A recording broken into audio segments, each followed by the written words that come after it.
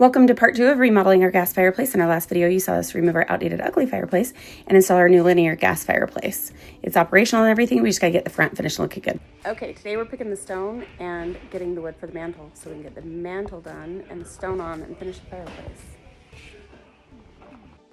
We checked out all the wood and everything. We planned on building our own mantle because it would be pretty easy, but ultimately decided not to because we found a good deal on one and just went with that. Then we went over to Hearth and Homestone Division in Orem.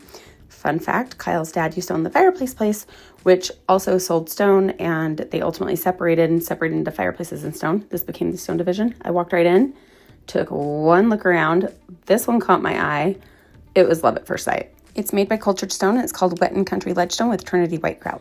Okay, we've got all the steel framing in the non-combustible zone installed, ready to cover up with the hardy board. Got the gas line, electrical, everything all secured up. Got the heat run, pulling heat to the other room all set up, taped up. We're ready to go.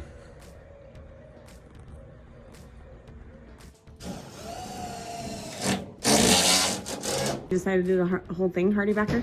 Yeah. Why? It's just easier? Just easier. Okay. Rather than cutting two materials. Makes sense. I need to scratch one over this. And a lot of this is going to be the TV, the bracket anyway. Okay. We gotta mount the He's done.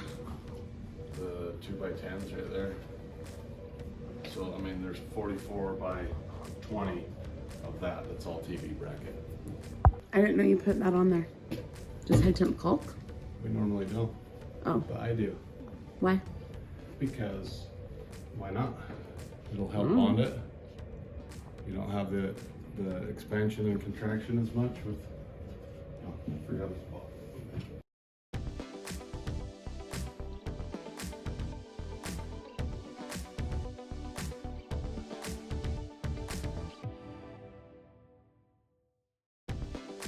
Every time I record, stone starts coming and pushing me.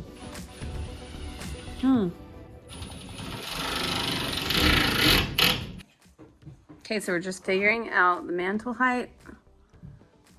With clearances, it has to be, what does it have to be from the floor? 43? 43 from the base of the fireplace. So from the base of the fireplace to the bottom of the mantle is 43 inches. And then we're gonna have about 6 inches above it before the 6 TV. inches before the TV. That's what we're thinking. So this line is the mantle height.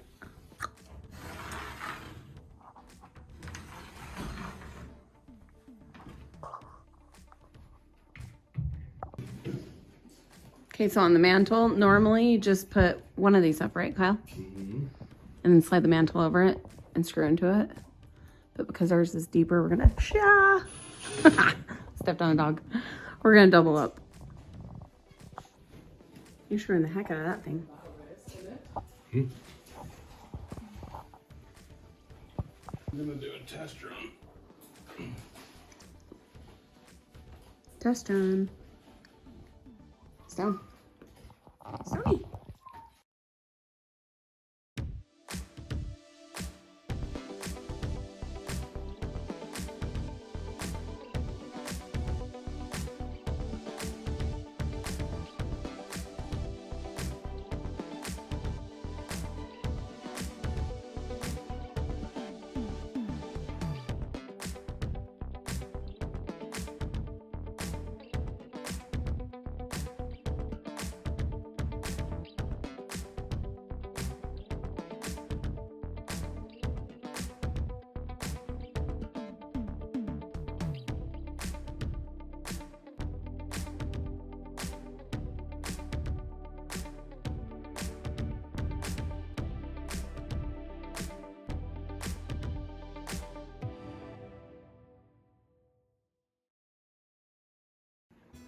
Mantle's up. The stone's sitting there. We haven't started installing it yet.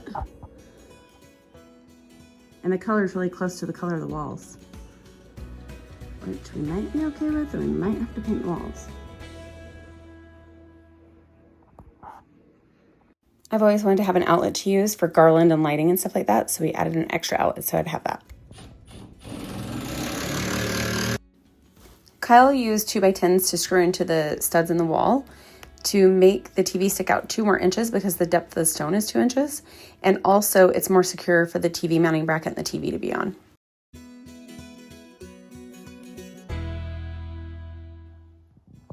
Okay, Kyle got all the holes patched on both sides, and then we had all the dents on this. So now texturing and sanding that down and getting ready to paint the wall.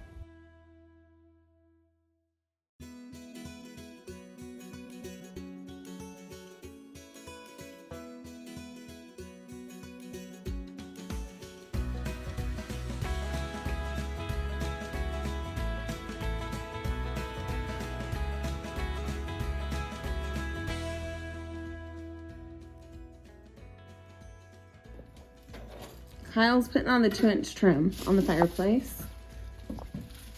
And I've been painting the walls, side walls. And now the big decision is over here. This wall piece that the ladder's blocking. If we just paint these sides, obviously, and then stone will be all around here. But do we paint this to match this, or this to match the walls the rest of the room? We were planning on painting the whole thing, but I feel like it's gonna make it feel more off center. Now I don't know what to do. Okay, this shows it a little better with the ladder out of the way. I think we're just gonna leave it where it is. I like it better like that.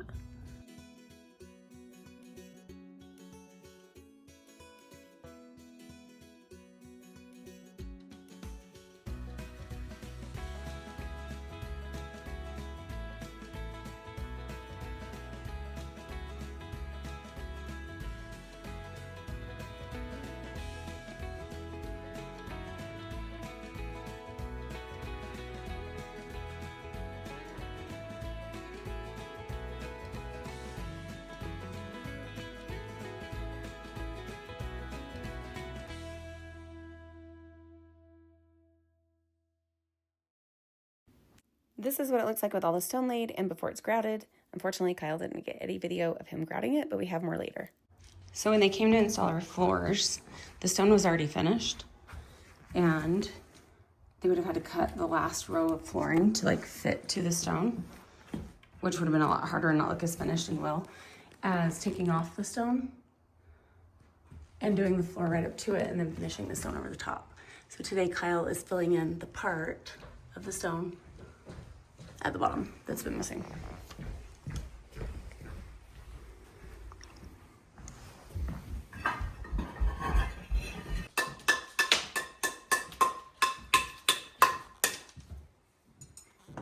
Need to grind some of this old mud off with the grinder.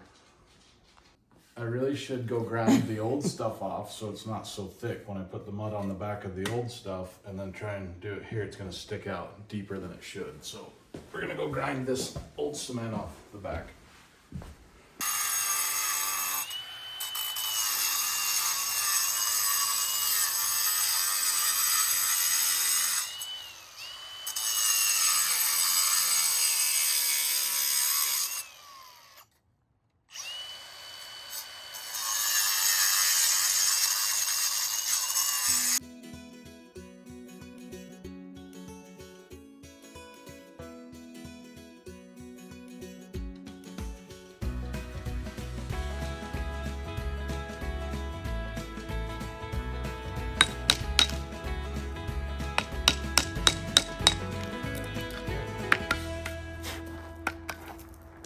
Okay, now that we've cleaned that off, we need to spray it off and get all the dust and powder off so it sticks good.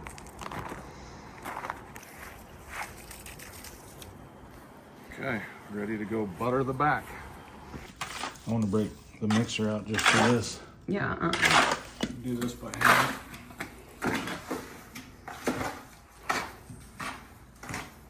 I'm gonna have to mix it super runny because it's gonna dry super quick. Why? I thought it'd dry faster if it's hot. Huh? I thought it'd dry fast if it's hot. Why is it gonna dry fast now? Because the scratch coat behind is so dry, it's gonna suck all the moisture out. So you gotta mix your mud water. Okay, now that we cut or grinded the old cement off the back, we're ready to butter the back of this one and stick it back on the wall. If you don't do that, it's just really thick, and sometimes the old cement can be weak and fall off, so it's better to just redo it. Honestly, it's better to reuse, or not reuse, just use new stone, but in this case, we're trying to put some of the same pieces back.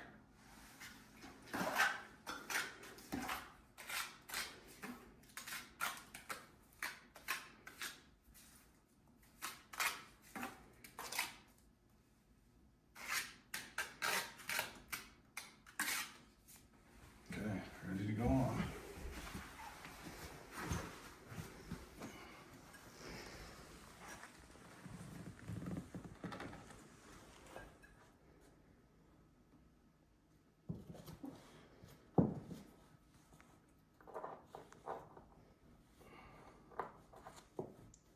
It's gonna stick. And use that to hold that till it dries for a minute.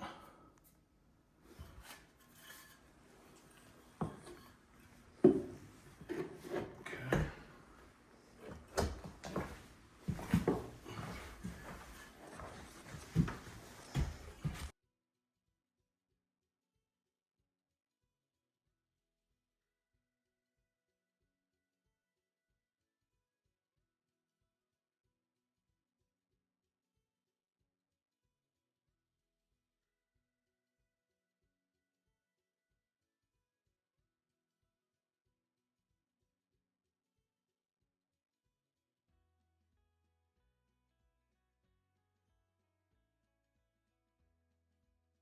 Okay, now that we've got it all pieced back in, we're gonna take the little chips out that we wedged in there to hold them in place while the cement's drying.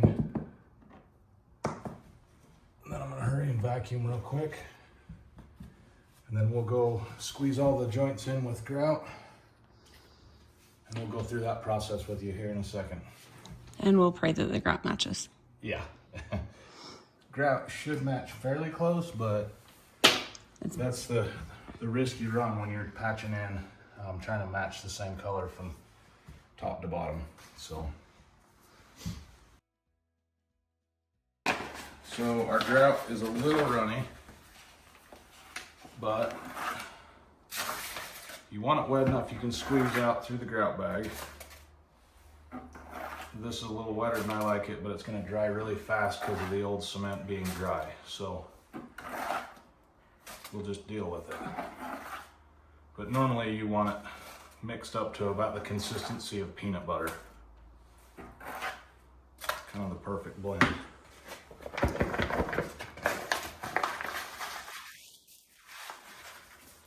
And we go through and squeeze that into all the joints.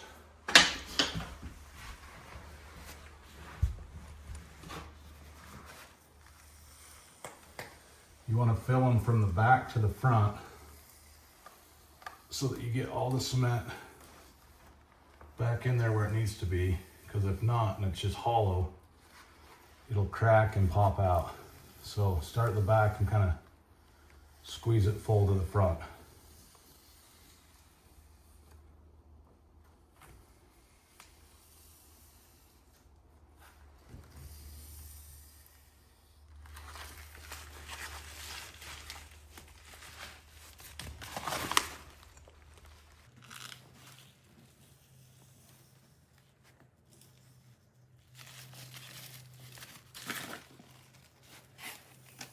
Do about maybe 10 to 20 square feet at a time as far as squeezing the grout in.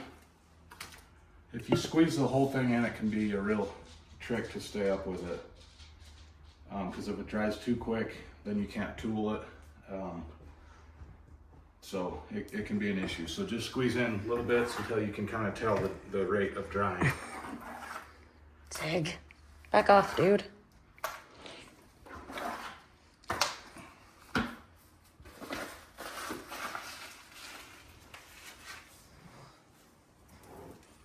Way too wet. I don't like how wet it is.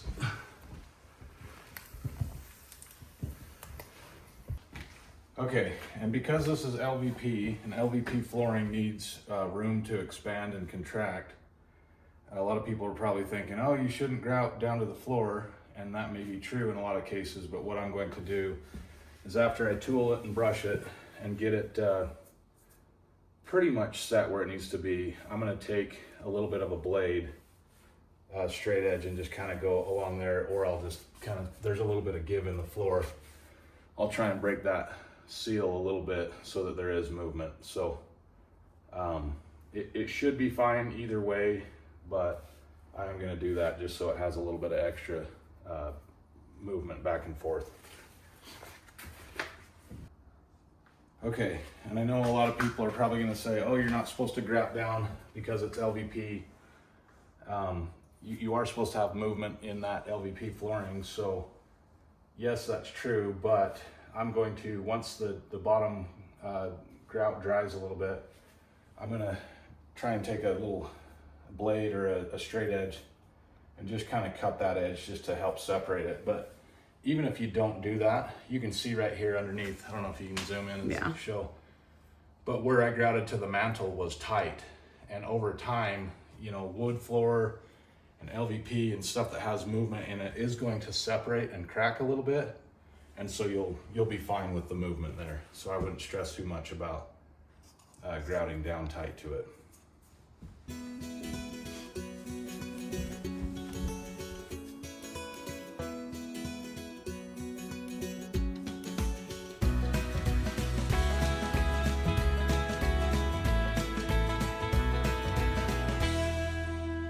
We let this grout set up a little bit, but when you're blending old grout or new grout with old grout, sometimes I'll just even take my fingertip and just kind of smear the two together like that.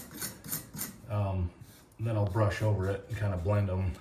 I'm trying to avoid a really definite line between the two, so I do try and blend that a little bit, and that's going to be the first part that dries typically.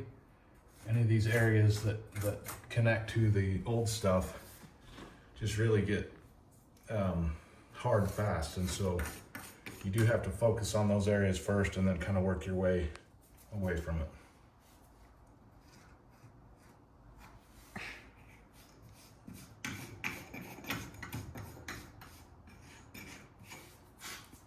And once that grout sets up enough, you're going to use a striker and you're going to go ahead and push in. You want to pack that mud tight back in there, and you're basically going to just flatten that out and just try and cut the joints back a little bit, unless you're doing an over grout, which we're not. Over grout, you get a little messy and kind of smear it and then brush it a little sooner, but this, we're going to kind of work the mud back in there, pack that together tight, and then we'll come back after it sets up a little bit and brush it to match this other brushed finish that we have here.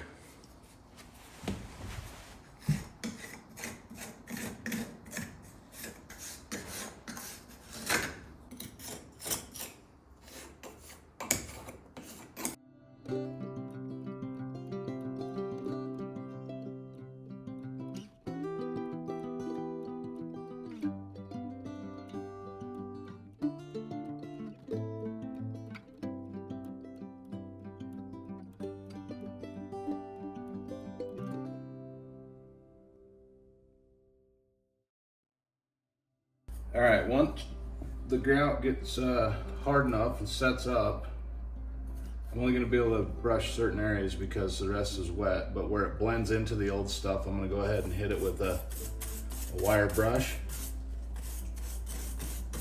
to try and knock the tool edges down. And then once you brush it like that, I use a soft brush and come over the top of it and just knock it off. And once that dries, it should, fingers crossed, match perfectly with the rest of this grout. So it'll take a day or two for it to bleach out.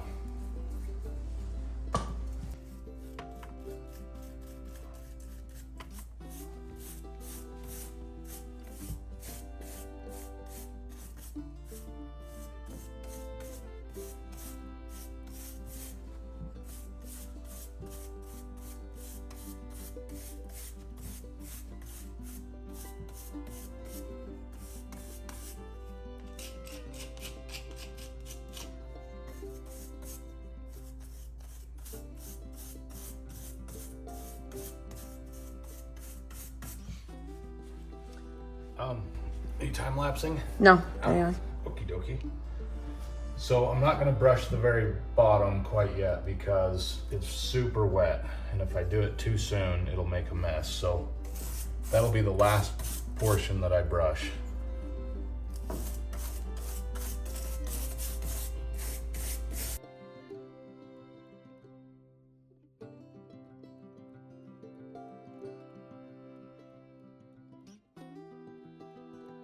Where did you get the mud? This was left over. So you're sure it was the right stuff? Well, I don't know if I laid with one color and grouted with another is what I was worried about. Oh. Oh, crap. So it could be the one you laid it with, but not the Trinity White grout. But I think I laid it. I laid it with both. I'm good. Yeah. There's no way I would have done that. I'm not that stupid. Oh, boy. Not so sure. Linda? I'm just kidding. No, I'd be really surprised. I'm surprised you didn't check it first. Yeah. Well, I didn't even second guess it till just right now. And I was like, I wonder if I did that, but I know I didn't. So whatever.